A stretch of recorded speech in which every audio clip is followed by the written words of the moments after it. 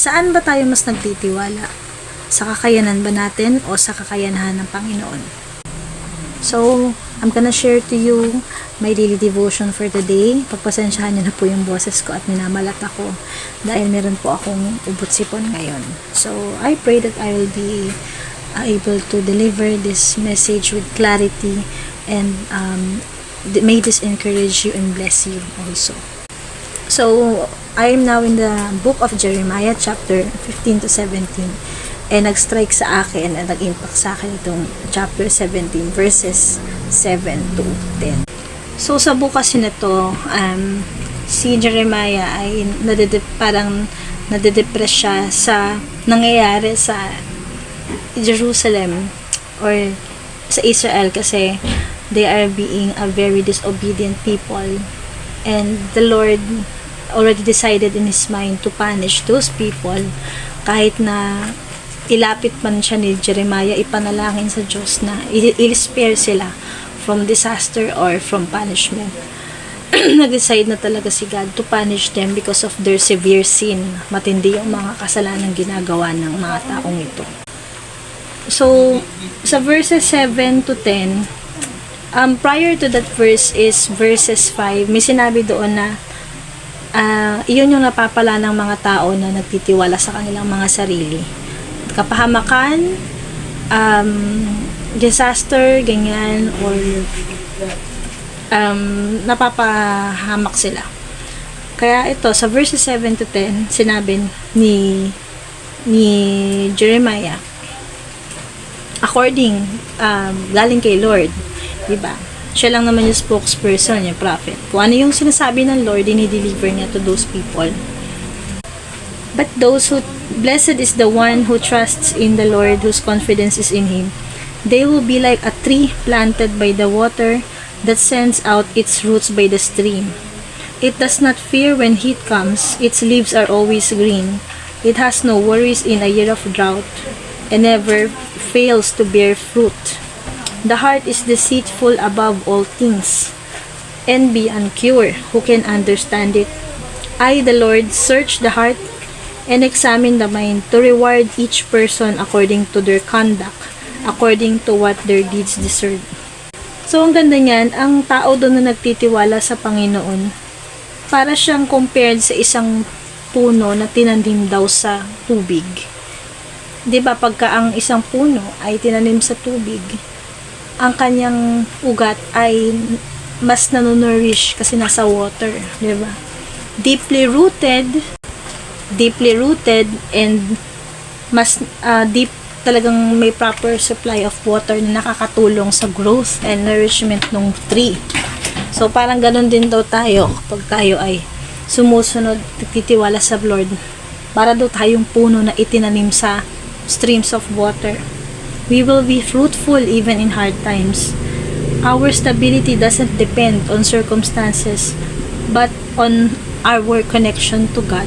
So, ano man mangyari, dahil deeply rooted yung tree na yon sa streams of water, it does not easily fall out or hindi siya agad malalanta or malalagasan. So, parang tayo, hindi agad tayo madaling malanta or mapanghinaan, manghina or bumagsak dahil nga ang tayo nagtitiwala sa Panginoon.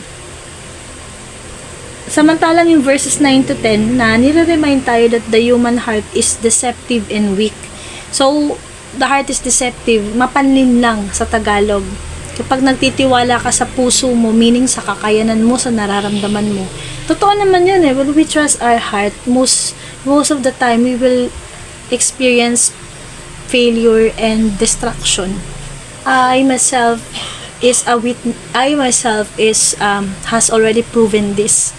Nung dumating ako sa point na mas nagtiwala ako sa sarili ko, sa emosyon ko, ano lang napala ako, mas lalo akong nasira ang buhay ko at mas napahamak ako. Madali nating linlangin yung mga sarili natin into thinking na tayo ay strong, matalino, pero syempre, apart from the Lord, we cannot do anything. And only the Lord truly sees the motives of our hearts. And He is the one who evaluates our actions din. So, ang totoong pagpapala flows not from what we do, outwardly, but from a heart that genuinely trusts and depends on God. O, di ba sabi nga dito, sino do makakaunawa ng puso natin? Even us, we cannot really rely on it, on our hearts. We cannot totally trust our hearts kasi it is deceitful. May time nga na, may araw na parang ang saya-saya mo, tapos the next day, parang hindi ako okay. Tapos hindi mo rin maintindihan yung sarili mo. Yun yung sinasabi niya, who can understand it, even yourself. May mga times na, ang gulo-gulo ng puso ko, gusto ko tong ginagawa ko, eventually, ayoko na, o nawawalan ako ng gana, parang ganun. So, si Lord lang daw, nakaka-examine ng heart natin. Sabi dito, we are rewarded according to our conducts, according to what our deeds deserve. Yun nga. So, lastly, upon hearing this verse, let us evaluate ourselves. Do we depend on our own plans, feelings, or strength, or do we anchor our hope and confidence in the Lord? When life feels uncertain or dry, we can remember that a tree planted by water doesn't panic in drought. Ano yung drought? Tagtuyo. Ayan. It stays steady because its roots go deep. Likewise, if we stay rooted in God through prayer, His Word, and obedience, we can remain strong and fruitful even in difficult seasons. Kapag yung ating faith kay Lord is parang yung roots ng tree na malalim, hindi agad mapubunot yan by any storms in life. Hindi ka agad madaling mas matumba or manuyot gaya ng punong yan na nakatanim sa streams of water kasi you are deeply nourished, diba? You are deeply nourished by the Word of God, by your relationship with God, diba? So ganun dapat palaguin natin, may our faith, the roots of our faith and relationship kay God grow deep, talagang malalim na malalim to the point na talagang yan yung magkaroon ng strong foundation talaga kasi yan yung dyan kasi masusubok when times go tough. Kung doon makikita gaano kalalim yung faith, kung nag-grow ba, diba, yung relationship mo kay Lord, kasi how well you respond sa mga situations in life, that will test, that will be the proof of how strong your faith is, on how much you trust the Lord in your circumstances. Yun yung take away ko dito. So it also reminds us to guard our hearts. Our emotions can mislead us, but God knows the truth within us. Instead of trusting our hearts, we must trust the Lord who searches our own hearts. Let us ask God, Lord, let us ask the Lord, i-reveal mo nga sa akin kung ano yung mga bagay na hindi nakakalugod sa'yo. Meron ba akong ginagawa na hindi mo gusto? Is there anything that hinders me, Lord, from doing your will? Or ano man yung nagiging stumbling block sa relationship ko sa'yo? Ikaw na po ang mag-alis nito, Lord. Lahat ng sagabal sa aking growth, sa aking relationship sa'yo. Let us genuinely ask the Lord for that. Kasi gagrant niya yun eh. Kailangan lang natin talagang magpakumbaba. So, ayun lang. I hope and I pray na nakatulong itong devotion sharing na to. Sobrang, sa ngayon kasi we really need to anchor ourselves to the Lord and His Word.